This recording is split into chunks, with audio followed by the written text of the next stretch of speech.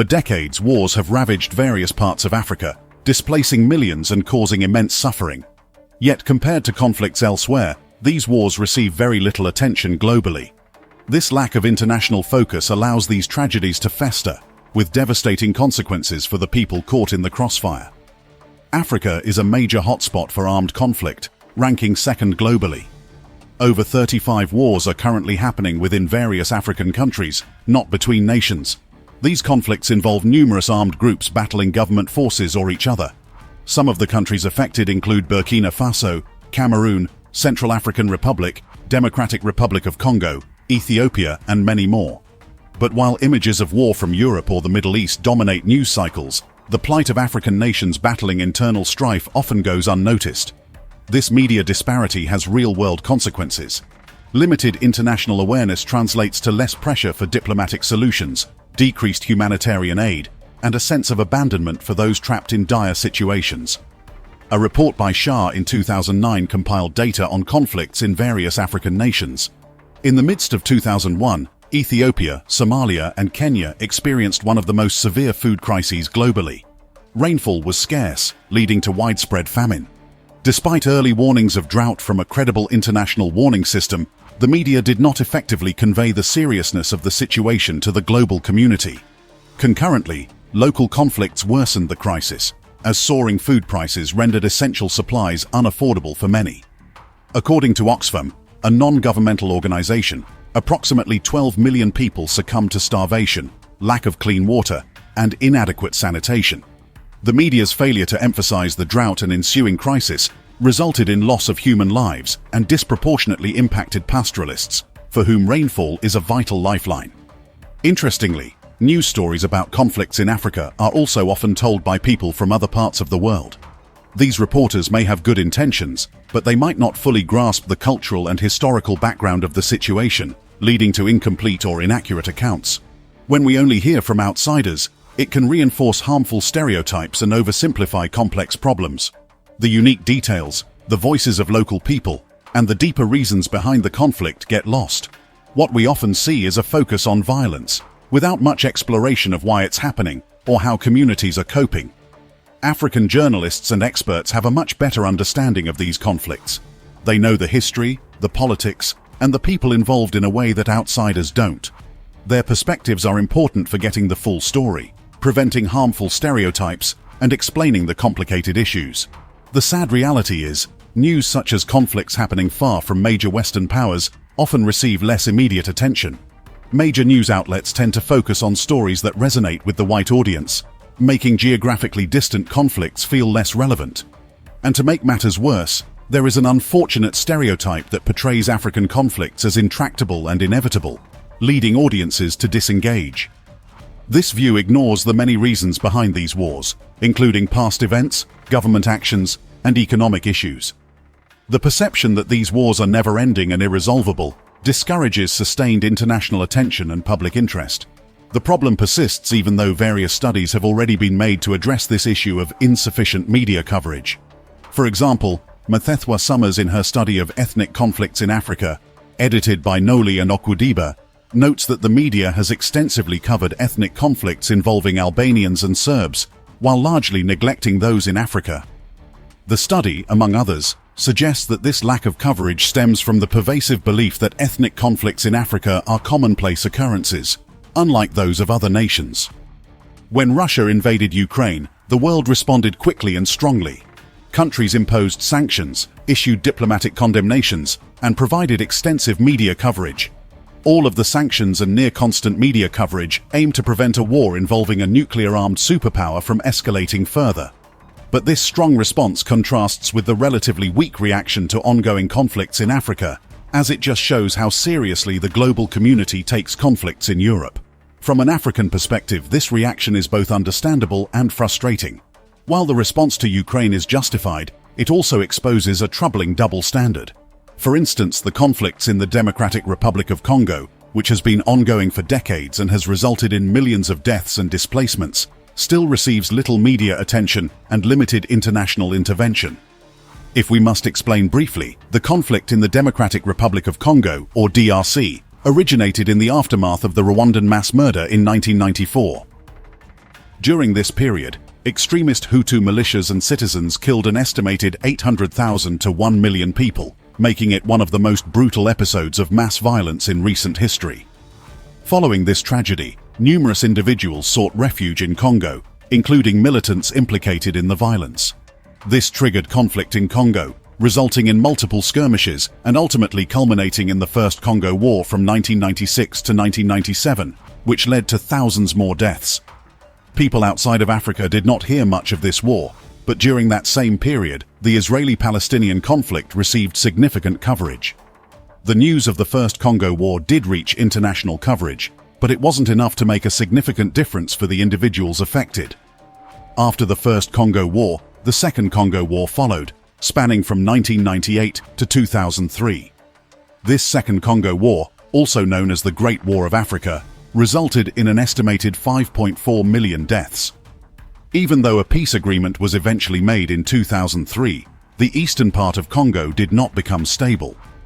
Despite the official end of the war, violence and instability continue, especially in the eastern regions of the country. Various armed groups, such as the M23 and the Allied Democratic Forces, continue to fight for control over territories rich in valuable minerals like cobalt, coltan, gold, and diamonds. These groups often engage in violent clashes with government forces and each other, leading to ongoing humanitarian crises, displacement of people, and widespread human rights abuses. During the war and afterward, Western news focused on several other major events. These included the September 11, 2001 attacks and subsequent war on terror concerning the US, its allies, and Afghanistan, the Iraq War starting in 2003, the Israeli-Palestinian conflict, the Enron scandal, the controversial 2000 US presidential election, and the dot-com bubble burst of 2000.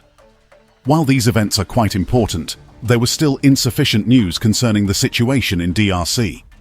The country's conflicts inflicted significant suffering, resulting in the deaths of millions due to fighting, disease, and starvation. Despite the severity of the situation, international assistance has been inadequate.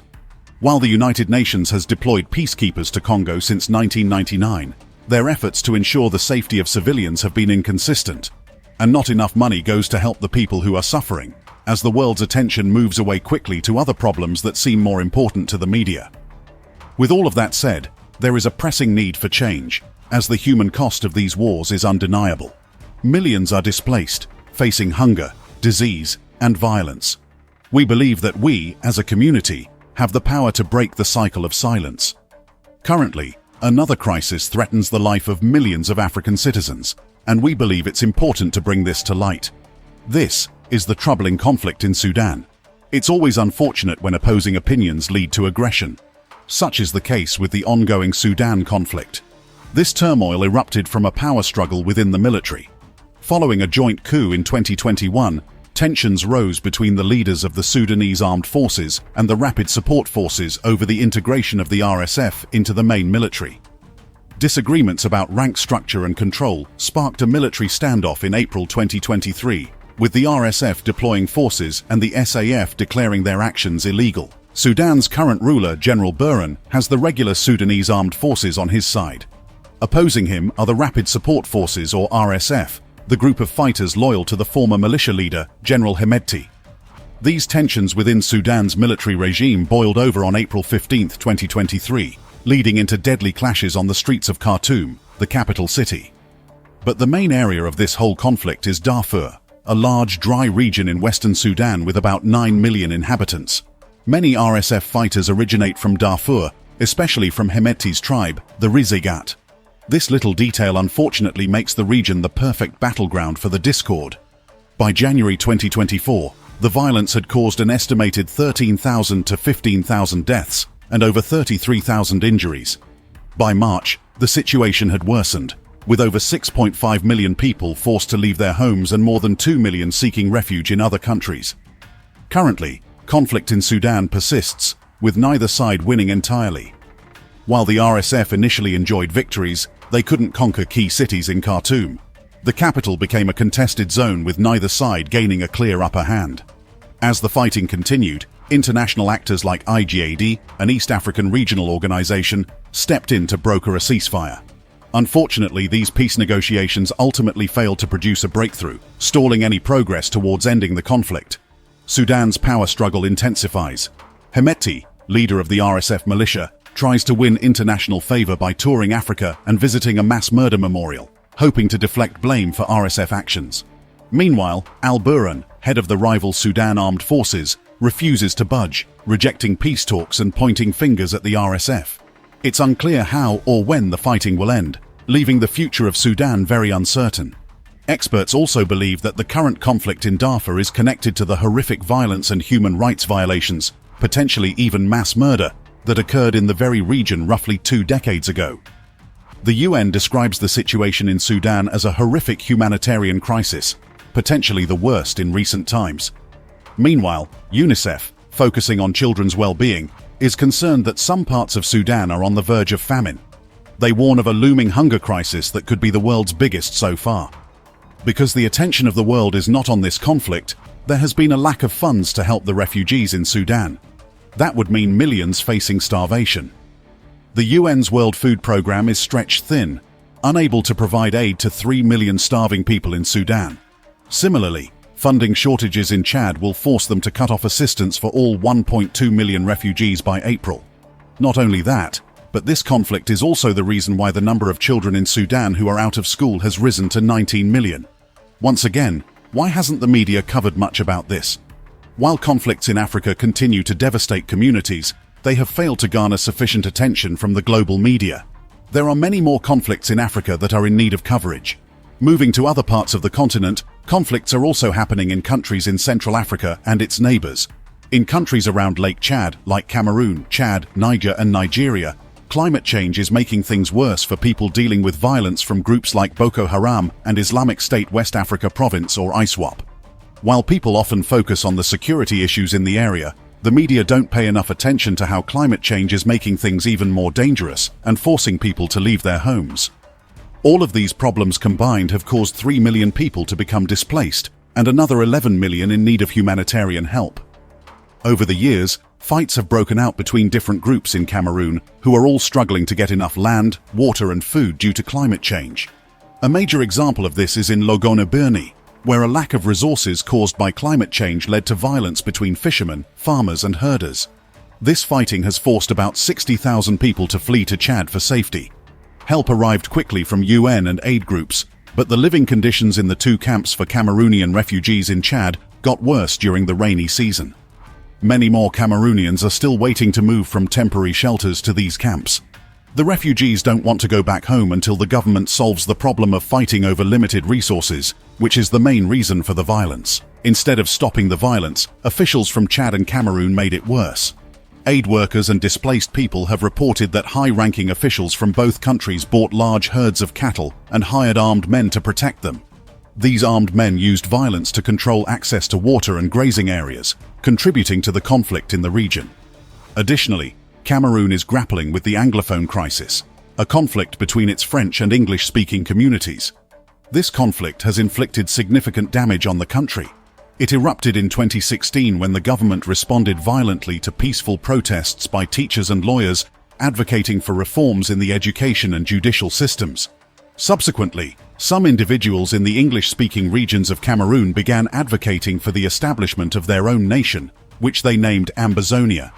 Despite government attempts to address the situation, they failed to include representatives from the English-speaking community in the discussions.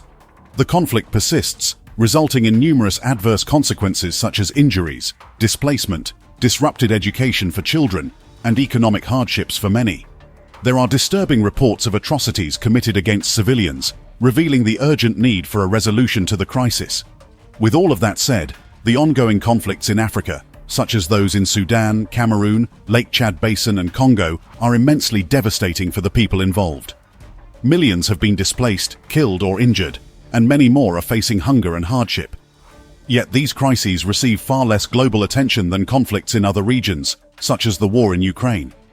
We want to emphasize that the lack of attention has real consequences. It means less pressure on leaders to find peaceful solutions, less humanitarian aid reaching those in need, and a sense of abandonment for those caught in the crossfire. This is especially true in Sudan, where the fighting has created a massive humanitarian crisis that could become the worst in the world. We cannot ignore the human cost of these wars. It is crucial to recognize that these conflicts are filled with complexity. By shedding light on these crises and demanding more attention from the international community, we can help break the cycle of violence and neglect. We must ensure that the people of Africa are not forgotten and that their suffering is not ignored. We are hoping that if you are watching this, you are safe and sound. Thank you for staying until the end of the video. If you like this content, please subscribe and turn on notifications so you don't miss any future uploads. Don't forget to like, comment, and share. We look forward to seeing you in the next video.